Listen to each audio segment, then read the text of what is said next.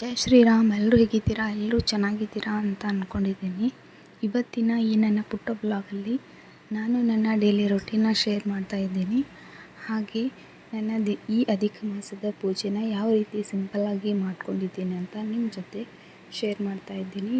ಇನ್ನೂ ಸಬ್ಸ್ಕ್ರೈಬ್ ಮಾಡದೆ ನೋಡ್ತಾ ಇದ್ದೀರಾ, ಈಗಲೇ ಸಬ್ಸ್ಕ್ರೈಬ್ ಮಾಡಿಕೊಂಡು ಬೆಲ್ ಐಕನ್ನ ಕ್ಲಿಕ್ ಮಾಡ್ಕೊಳ್ಳಿ.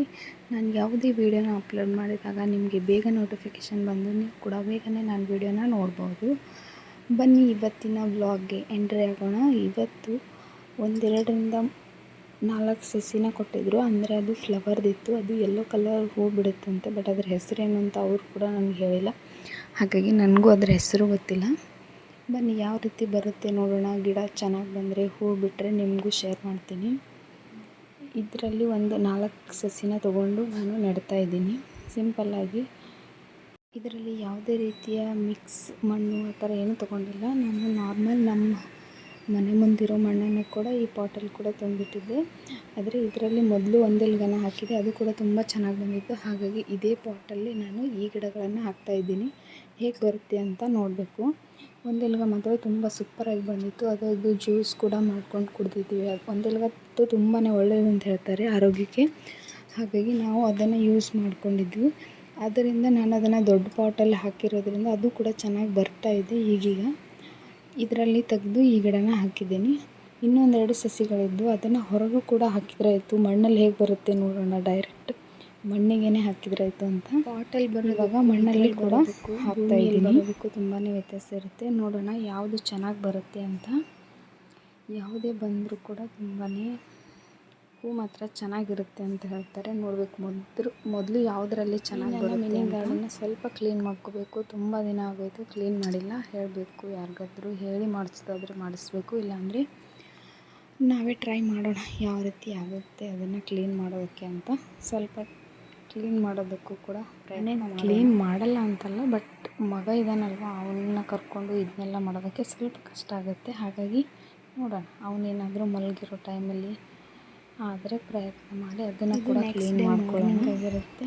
ಹಾಗೆ ಕೂಡ ನಾನು ಸಿಂಪಲ್ಲಾಗಿ ಹೊಸಲಿಗೆಲ್ಲ ಪೂಜೆ ಮಾಡಿ ನಂತರ ಮನೆಯೆಲ್ಲ ಒರೆಸ್ಕೊಂಡಿದ್ದೆ. ಆನಂತರ ಹೊಸಲಿಗೆ ಪೂಜೆ ಮಾಡಿ ಅಜ್ಜಿ ಮನೆ ಮುಂದೆ ನೀರೆಲ್ಲ ಹಾಕಿದ್ರು, ಹೊಸಲು ಮುಂದೆ ಅವರೇ ನೀರು ಹಾಕಿದ್ರು. ಹಾಗಾಗಿ ನಾನಿಲ್ಲಿ ರಂಗೋಲಿ ಮಾತ್ರ ಬಿಡ್ತಾಯಿದ್ದೀನಿ. ಹೊಸಲು ಪೂಜೆ ಮಾಡಿಕೊಂಡು ರಂಗೋಲಿಯನ್ನು ಬಿಡ್ತಾಯಿದ್ದೀನಿ. ನಾನಿಲ್ಲಿ ಫ್ರೀ ಹ್ಯಾಂಡ್ ರಂಗೋಲಿನ ಬಿಡ್ತಾಯಿದ್ದೀನಿ. ಕಾರಣ ಏನಪ್ಪ ಅಂತಂದರೆ ಚುಕ್ಕಿ ಇಟ್ಟು ರಂಗೋಲಿ ಆಗೋಕ್ಕೆ ಸ್ವಲ್ಪ ಸಮಯ ತಗುತ್ತೆ. ನನಗೆ ಸಮಯದ ಅಭಾವ ಇದೆ. ಅಂದರೆ ಸ್ವಲ್ಪ ಟೈಮ್ ಜಾಸ್ತಿ ಆಗಿತ್ತು. ಎದ್ದೇಳೋಕ್ಕೆ 5:45 ಆಗಿಬಿಟ್ಟಿತ್ತು. ಹಾಗಾಗಿ ಬೇಗ ಬೇಗ ಕೆಲಸ ಮುಗಿಸ್ಕೊಂಡ್ರಾಯ್ತು ಅಂತ ರಂಗೋಲಿನ ತುಂಬಾ ಸಿಂಪಲ್ಲಾಗಿ ಫ್ರೀ ಹ್ಯಾಂಡ್ ರಂಗೋಲಿನ ಹಾಕಿ ಮುಗಿಸ್ಕೊಳ್ತಾ ಇದ್ದೀನಿ. ಶ್ರೇಷ್ಠವಾದದ್ದು ಯಾವುದು ಪೂಜೆ ಅಂತಂದರೆ ಮೊದಲು ದಾನ ಮಾಡೋದು ಅಂತ ಹೇಳ್ತಾರೆ. ಯಾವುದನ್ನೇ ಆಗಲಿ ಒಂದು ಚಿಕ್ಕ ಪುಟ್ಟ ವಸ್ತುವನ್ನಾದರೂ ಬೇರೆಯವರಿಗೆ ದಾನವಾಗಿ ಕೊಡಬೇಕು ಅಂತ ಹೇಳ್ತಾರೆ. ಈ ಪುಣ್ಯಕ್ಷೇತ್ರಗಳ ದರ್ಶನ ಕೂಡ ತುಂಬಾ ಒಳ್ಳೆಯದು ಮತ್ತು ತುಂಬ ಶ್ರೇಷ್ಠವಾದದ್ದು ಅಂತ ಹೇಳ್ತಾರೆ. ಈ ಮಾಸವನ್ನು ದೇವರಿಗಾಗಿ ಮೀಸಲಿಟ್ಟಿದ್ದಾರೆ ಅಂತ ಕೂಡ ಹೇಳ್ತಾರೆ. ಇಲ್ಲಿ ದೇವರ ಆರಾಧನೆಯನ್ನೇ ಜಾಸ್ತಿ ಮಾಡಬೇಕು ಅಂತ ಕೂಡ ಹೇಳ್ತಾರೆ. ಯಾವುದೇ ರೀತಿಯ ಮನೆ ಕೆಲಸಗಳನ್ನಾಗಲಿ ಅಥವಾ ಮದುವೆ ಕಾರ್ಯಗಳು, ಈ ರೀತಿ ಸಿಂಪಲ್ ಆಗಿರೋ ಮನೆಯಲ್ಲಿ ಫಂಕ್ಷನ್ ಮಾಡ್ತಿರ್ತಾರಲ್ಲ, ಅದನ್ನೆಲ್ಲ ಈ ಮಾಸದಲ್ಲಿ ಮಾಡೋದಿಲ್ಲ. ಹಾಗಾಗಿ ಈ ಮಾಸವನ್ನು ದೇವರಿಗಾಗಿ ಮೀಸಲಿಟ್ಟು ದೇವರನ್ನು ಸ್ಮರಣೆ ಮಾಡೋದರಲ್ಲಿ ಕಳಿಬೇಕು ಅಂತ ಹೇಳ್ತಾರೆ. ಈ ಅಧಿಕ ಮಾಸದಲ್ಲಿ ತುಂಬಾ ಫಲ ಸಿಗುತ್ತೆ. ಯಾರು ಭಕ್ತಿಪೂರ್ವಕವಾಗಿ ಎಷ್ಟಾಗುತ್ತೋ ಅಷ್ಟು ಭಕ್ತಿಯಿಂದ ಪೂಜೆನ ಮಾಡೋದು ತುಂಬಾ ಒಳ್ಳೆಯದು.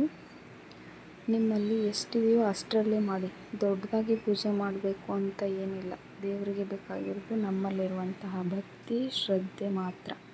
ಹಾಗಾಗಿ ನಿಮ್ಮಿಂದ ಎಷ್ಟಾಗುತ್ತೋ ಅಷ್ಟು ಭಕ್ತಿಯಿಂದ, ಶ್ರದ್ಧೆಯಿಂದ ಒಂದು ಸಣ್ಣ ಹೂ ಆದರೂ ಸಾಕು ಅವನಿಗೆ ಪೂಜೆ ಮಾಡೋದಕ್ಕೆ. ಹೂ ಇಲ್ಲ ಅಂದರೆ ನೀವು ಮನದಲ್ಲಿ ಅವನನ್ನು ಎಷ್ಟು ಸ್ಮರಿಸ್ತೀರೋ ಅಷ್ಟು ನಿಮಗೆ ಒಳ್ಳೆಯದಾಗುತ್ತೆ. ಇದೇ ದೇವರು ಅದೇ ದೇವರು ಹಾಗೆ ಹೀಗೆ ಅಂತ ಏನಿಲ್ಲ. ನಿಮ್ಗೆ ಇಷ್ಟ ದೇವರು ಯಾರು ಅವರನ್ನು ಎಷ್ಟು ಮನಸ್ಪೂರ್ವಕದಿಂದ ಆಗೋದಾದರೆ ಯಾವುದಾದ್ರೂ ಒಂದು ಪುಣ್ಯಕ್ಷೇತ್ರಕ್ಕೆ ಭೇಟಿ ನೀಡಿ ಅದರಲ್ಲಿ ಒಂದು ದಿನ ಶ್ರೇಷ್ಠವಾದದ್ದಾಗಿರುತ್ತೆ. ಸಮಯವನ್ನು ಕಳೆದು ಬನ್ನಿ, ಅದು ಕೂಡ ತುಂಬಾ ಒಳ್ಳೆಯದು. ನಾವು ಕೂಡ ಒಂದು ಕಡೆ ಹೋಗಬೇಕು ಅಂತ ಅಂದ್ಕೊಂಡಿದ್ದೀವಿ. ಅದೇನಾದರೂ ಆದರೆ ನಿಮಗೆ ಅಲ್ಲಿ ಹೋಗಿರುವಂತಹ ಪ್ರತಿಯೊಂದು ವೀಡಿಯೋನೂ ಕೂಡ ಸಿಂಪಲ್ಲಾಗಿ ನಾನು ಶೇರ್ ಮಾಡೋದಕ್ಕೆ ಪ್ರಯತ್ನ ಮಾಡ್ತೀನಿ. ಇನ್ನೂ ಯಾರು ಚಾನಲ್ನ ಸಬ್ಸ್ಕ್ರೈಬ್ ಮಾಡದೆ ನೋಡ್ತಾ ಇದ್ದೀರಾ, ಪ್ಲೀಸ್ ಸಬ್ಸ್ಕ್ರೈಬ್ ಮಾಡಿಕೊಂಡು ವೀಡಿಯೋನ ಪೂರ್ತಿಯಾಗಿ ನೋಡಿ ಅಂತ ಹೇಳ್ತಾ, ಇವತ್ತು ಕೂಡ ತುಂಬ ಚೆನ್ನಾಗಿ ದಾಸವಾಳ ಹೂಗಳು ಬಿಟ್ಟಿದ್ವು. ಹಾಗಾಗಿ ಒಂದಿಷ್ಟು ದಾಸವಾಳನ ನನಗೋಸ್ಕರ ಅಂದರೆ ನಮ್ಮನೆ ದೇವ್ರಿಗೋಸ್ಕರ ಇಟ್ಕೊಂಡು ಇನ್ನೊಂದಿಷ್ಟು ಹೂಗಳನ್ನು ನಮ್ಮ ಆಂಟಿ ಮನೆಗೂ ಕೂಡ ಕಳಿಸ್ಕೊಟ್ಟೆ. ಇನ್ನೇನು ನನ್ನ ಮಗ ಏಳೋ ಸಮಯ ಕೂಡ ಆಗಿತ್ತು. ಹಾಗೆ ನನ್ನ ಮಗ ಎದ್ದ ತಕ್ಷಣ ಅವನಿಗೆ ಸ್ವಲ್ಪ ಹಾಲನ್ನ ಕೊಡಬೇಕಿತ್ತು. ಹಾಗಾಗಿ ಒಂದು ಸ್ವಲ್ಪ ಹಾಲನ್ನ ಬಿಸಿ ಮಾಡಿ ಇಟ್ಟರಾಯ್ತು ಅಂತ ಹೋಗ್ಬೇಕು ಅಂದ್ಕೊಂಡೆ. ಇನ್ನೊಂಚೂರು ಇದೊಂದಿಷ್ಟು ರಂಗೋಲಿ ಕೆಲಸನ ಮುಗಿಸ್ಕೊಂಡು ನಂತರ ಹೋಗಿ ಅವನಿಗೂ ಕೂಡ ಹಾಲನ್ನ ಕಾಸಿ ಇಟ್ಟೆ. ಅವನು ಕೂಡ ಚೆನ್ನಾಗಿ ಸ್ವಲ್ಪ ತಗೊಂಡ.